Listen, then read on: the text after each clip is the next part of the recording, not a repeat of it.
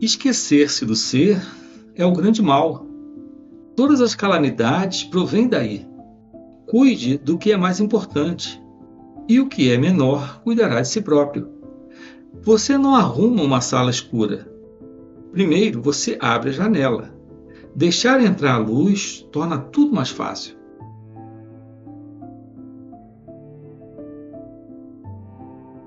Portanto, antes de mudar os outros, o melhor é esperar até que vejamos a nós mesmos como realmente somos e que tenhamos mudado a nós mesmos.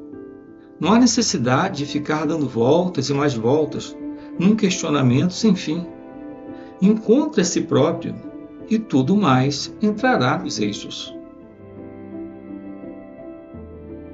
O desejo de voltar à fonte é muito raro. Será que ele é natural? Ir para fora é natural no início e voltar para dentro é natural no fim. Mas na realidade, os dois são um só, como a inspiração e a expiração são uma coisa só. Então, o corpo e o morador do corpo não seriam um também? Os acontecimentos têm lugar no tempo. Nascimento e morte, causa e efeito, essas coisas podem ser vistas como sendo uma só. Mas o corpo e aquele que está incorporado nele não pertencem à mesma ordem de realidade. O corpo existe no tempo e no espaço. É transitório e limitado, ao passo que o morador é atemporal e externo ao espaço, eterno e onipresente. Identificar os dois é um erro lamentável e a causa de infindáveis sofrimentos. Pode-se falar do corpo e da mente como sendo um só, mas o corpo-mente não é a realidade subjacente.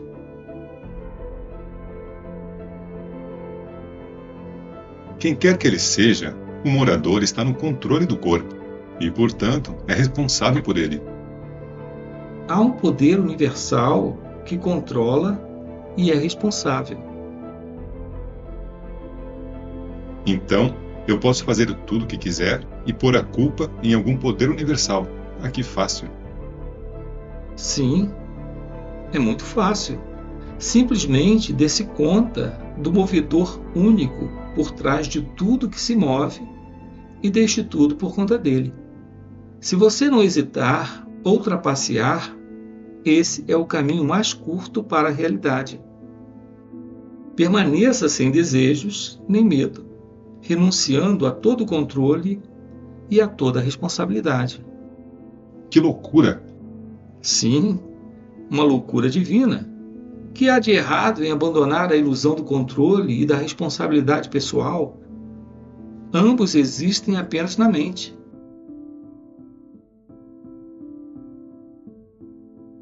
É claro que, enquanto você se imaginar no controle, você deve também se imaginar responsável. Uma coisa implica a outra. Como pode o universal ser responsável pelo particular? Toda a vida na Terra depende do Sol. No entanto, você não pode culpar o Sol por tudo que acontece, embora ele seja a causa última. A luz causa a cor da flor, mas nem a controla nem é responsável por ela, diretamente. Ela a torna possível. Isso é tudo. O que eu não gosto nessa conversa toda é essa coisa de se refugiar em algum poder universal. Você não pode discutir com fatos. Fatos de quem? Seus ou meus? Seus. Você não pode negar os meus fatos, pois você não os conhece. Se você pudesse conhecê-los, você não os negaria. Aí é que está o problema. Você toma a sua imaginação como sendo fato e os fatos como sendo imaginação. Eu sei, com toda certeza, que tudo é uma coisa só. As diferenças não separam. Ou você não é responsável por coisa alguma, ou você é responsável por tudo. Imaginar que você tem o controle e a responsabilidade sobre um único corpo é a aberração do corpo-mente. Mesmo assim, você é limitado por seu corpo. Apenas nas questões que dizem respeito ao corpo. Isso não tem importância. É como suportar as estações do ano. Elas vêm, elas vão. Mal sou afetado por elas. Da mesma forma, os corpos-mentes vêm e vão. A vida está perenemente em busca de novas formas de expressão. Contanto que você não ponha toda a carga do mal em Deus, tudo bem. Pelo que sei, pode ser que haja um Deus, mas para mim ele é um conceito projetado pela mente humana. Para você talvez ele seja uma realidade, mas para mim a sociedade é mais real que Deus, pois sou tanto criatura quanto prisioneiro dela. Seus valores são a sabedoria e a compaixão. O da sociedade é o egoísmo esperto. Vivo num mundo bem diferente do seu. Nada lhe obriga. Nada obriga você, mas eu sou obrigado. Meu mundo é um mundo mau, cheio de lágrimas e de dor. Livrar-se dele usando intelectualizações, formulando teorias sobre evolução e karma, é somar insulto à injúria. O Deus de um mundo cruel é um Deus cruel. Você é o Deus de seu mundo. E você é não apenas cruel, mas também estúpido. Deixe que Deus seja um conceito, uma criação sua.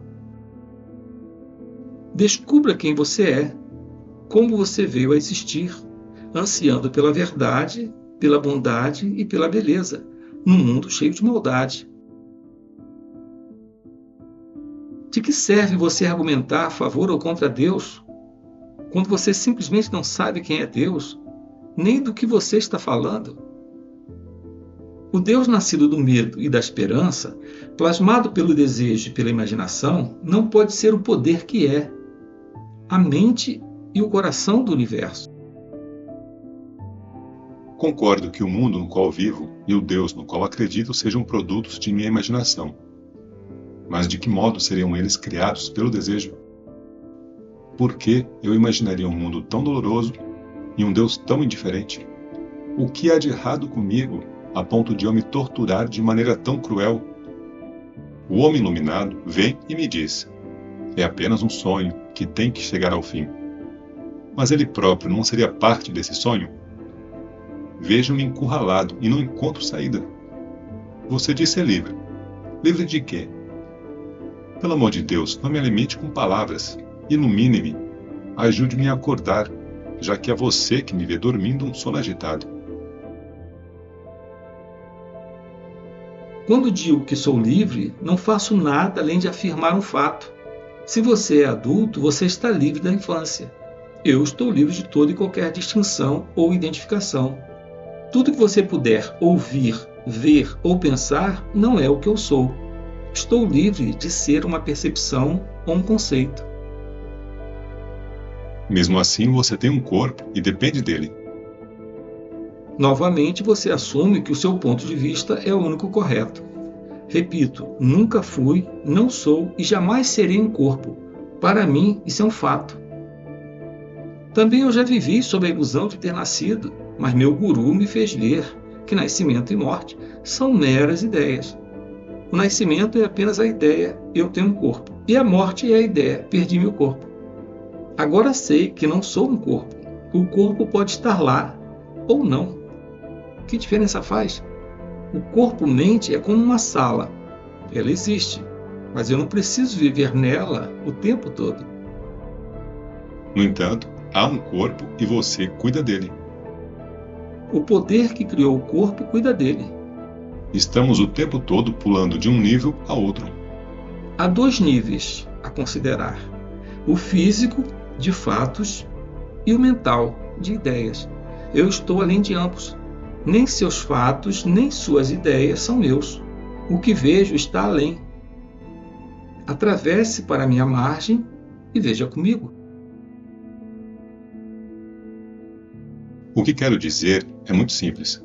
Enquanto eu acreditar que sou o corpo, eu não poderei dizer: Deus cuidará de meu corpo. Ele não o fará. Ele o deixará passar fome, adoecer e morrer. O que mais você espera de um mero corpo? Por que você se angustia tanto com ele? Por acreditar que você é o corpo, você o quer indestrutível. Com práticas apropriadas, você consegue estender consideravelmente a vida do corpo. Mas qual seria o propósito último disso? É melhor viver uma vida longa e sadia. Isso nos dá a chance de evitar os erros da infância e da juventude, as frustrações da idade adulta e os sofrimentos e a imbecilidade da velhice. Viva muito, então. Mas não é você quem manda. Você consegue decidir o dia de seu nascimento e de sua morte? Não estamos falando a mesma língua. Sua conversa é feita de faz de conta. Tudo depende de suposições e de pressupostos. Você fala com segurança sobre coisas das quais você não está seguro. E por isso estou aqui. Você ainda não está aqui. Eu estou aqui. Entre. Mas você não entra. Você quer que eu viva a sua vida, que eu me sinta como você se sente, que eu fale sua língua. Eu não posso ajudá-lo e me recuso a fazê-lo. É você que tem que vir até mim. As palavras são da mente, e a mente obscurece e distorce. Daí a absoluta necessidade de ir além das palavras e vir para o meu lado. Leve-me. Eu estou fazendo, mas você resiste. Você dá realidade a conceitos, e os conceitos são distorções da realidade. Abandone toda e qualquer conceituação e permaneça silencioso e atento. Faça isso com seriedade e tudo estará bem com você. Há 1000 anos, um homem viveu e morreu. Sua identidade reapareceu num novo corpo. Por que ele não lembra de sua vida anterior? E caso ele lembre, essa lembrança pode ser trazida à consciência? Como você sabe que a mesma pessoa reapareceu num novo corpo? Um novo corpo talvez queira dizer uma pessoa totalmente nova. Imagine um pote de ghee, a manteiga clarificada indiana. Quando o pote se quebra, o ghee permanece e pode ser transferido para um novo pote. O pote velho tinha seu próprio sabor, e o novo tem o seu. O ghee levará todos esses sabores de um pote para o outro. Da mesma forma, a identidade pessoal é transferida de um corpo para o outro. Certo. Quando há o corpo, suas peculiaridades afetam a pessoa. Sem o corpo, temos a pura identidade do senso de eu sou. Mas quando você renasce num novo corpo, onde está o mundo que foi vivenciado antes? Cada corpo vivencia seu próprio mundo. No corpo atual, o corpo passado é apenas uma ideia ou é uma lembrança? Uma ideia, claro. Como poderia um cérebro lembrar-se do que ele não vivenciou? Você respondeu a sua própria pergunta. Por que ficar jogando com ideias? Contente-se com aquilo de que você tem certeza. E a única coisa da qual você pode ter certeza é o eu sou. Permaneça nele e rejeite tudo mais. Isso é yoga. Só consigo rejeitar verbalmente. Na melhor das hipóteses, lembro-me de repetir a fórmula. Isso não sou eu. Isso não é meu. Estou além de tudo isso. Isso já é bom o suficiente. Primeiro, verbalmente.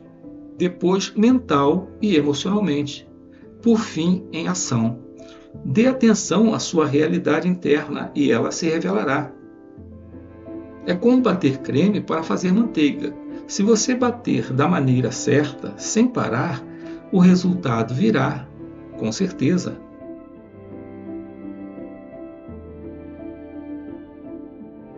Como pode o absoluto resultar de um processo? Você está certo. O relativo não pode resultar do absoluto. Mas o relativo pode bloquear o absoluto, da mesma forma que o fato de um creme não ser batido impede que a manteiga se separe. O que cria o impulso é o real. O interno impele o externo e o externo responde com interesse e esforço. Mas, em última análise, não há interno nem externo. A luz da consciência é tanto o Criador quanto a criatura, aquele que tem a experiência e a experiência em si, o corpo e aquele que nele está incorporado. Trate do poder que projeta tudo isso e seus problemas terminarão. Qual é o poder que projeta? É a imaginação atiçada pelo desejo. Sei de tudo isso, mas não tenho poder sobre essas coisas. Essa é outra ilusão sua, nascida do seu desejo de obter resultados. O que há de errado na ação intencional? Ela não se aplica. Nesses assuntos, propósito e ação são coisas fora de questão. Tudo que você precisa é ouvir, lembrar e ponderar. É como comer. Tudo que você consegue fazer é morder, mastigar e engolir. Tudo mais é inconsciente e automático.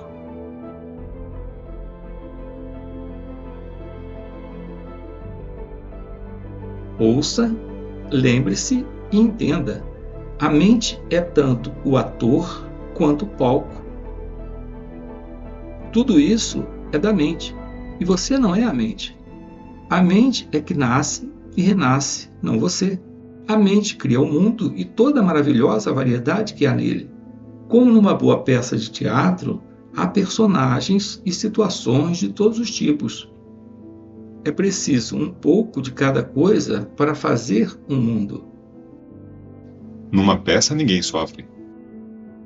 A não ser que você se identifique com ela. Não se identifique com o mundo e você não sofrerá. Mas outros sofrerão. Então vá adiante, faça o mundo tornar-se perfeito. Se você acredita em Deus, trabalhe com Ele. Se você não acredita, torne-se um Deus. Ou veja o mundo como uma peça de teatro, ou trabalhe com toda a sua energia. Ou ambos.